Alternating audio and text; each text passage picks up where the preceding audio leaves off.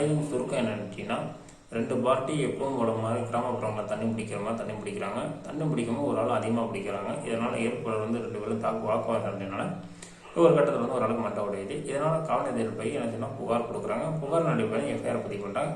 FIR கீழே காவல் நிலையத்தில் கோர்ட்டுக்கு ஃபைல் பண்ணுறாங்க. இது கதையினுடைய சுருக்கம். இப்போ கதையினுடைய விரிவாக்கத்தை நம்ம இன்னைக்கு பார்க்கலாம். இப்போது என்ன பண்ணுறாங்கன்னா, கிராமப்புறம் எப்பவும் மூலமாக எல்லா கிராமங்களையும் தண்ணி பிடிக்கிற மாதிரி இவங்களும் தண்ணி பிடிக்கிறாங்க. இவங்க பார்ட்டி 2 பார்ட்டி யாருன்னா, ஒரு ஆள் சுந்தரி, ஒரு ஆளுக்கு பானு எடுத்துக்கலாம்.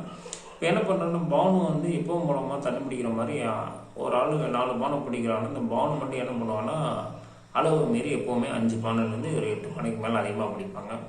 இந்த பானு பிடிச்சிட்டு இருக்கும்போது எப்போவுமே கடைசியாக வர்றது யாருன்னா சுந்தரி தான். சுந்தரி தண்ணி பிடிக்கும்போது 2 பானை பிடிச்சிட்டு இருக்காங்க. அந்த 2 பானை பிடிக்கும்போது தண்ணி நின்றுது. இதனால் என்ன பண்ணுறாங்கன்னா, சுந்தரி பானு திட்ட ஆரம்பிக்கிறாங்க. திட்ட ஆரம்பிக்க பொறுமை தாங்க முடியாமல் பானு என்ன பண்ணுறாங்கன்னா, திருப்பி வாக்குவாதம் முட்டும்போது ஒரு கட்டத்தில் 2 பேருக்கும் அடிப்படை சண்டையாகி தகாத வார்த்தையெல்லாம் பேச ஆரம்பிச்சு. இதில் ஒரு கட்டத்தில் சுந்தரி பானு என்ன பண்ணுறாங்கன்னா, சுந்தரி அடிக்க ஆரம்பிச்சிட்டாங்க. அடிக்கும்போது ஒரு கட்டத்தில் சுந்தரிக்கு மண்டை உடைய ஆரம்பிக்குது.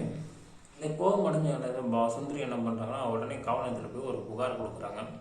எந்த மாதிரி புகார் கொடுக்குறாங்கன்னா, ஐயா இந்த மாதிரி என்னை பானு தகாத வார்த்தையில் பேசுகிறாங்க, என்னை வீட்டை விட்டு வெளியே போனேன்னா நான் அடிச்சே கொண்டுருவேன் சொல்லி மிரட்டுறாங்க, அதுவும் இல்லாமல் என்னை மண்டையை உடைச்சிட்டாங்க ஐயா அப்படின்ட்டு ஒரு புகார் கொடுக்குறாங்க.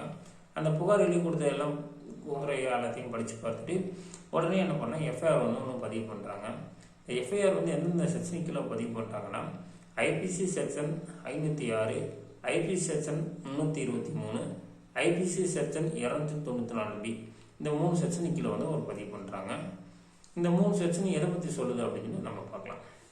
இந்த 3 செக்ஷன் எதை பற்றி சொல்லுதுன்னு பார்த்தீங்கன்னா, ஒரு நபரை ஆள் மிரட்டல் கொடுக்கக்கூடியது. ஆனால் ஒருத்தனை நான் கொலை மிரட்டல் கொடுக்குற மாதிரி இருந்துச்சு அப்படின்னா செக்ஷன் 596 சொல்லுது.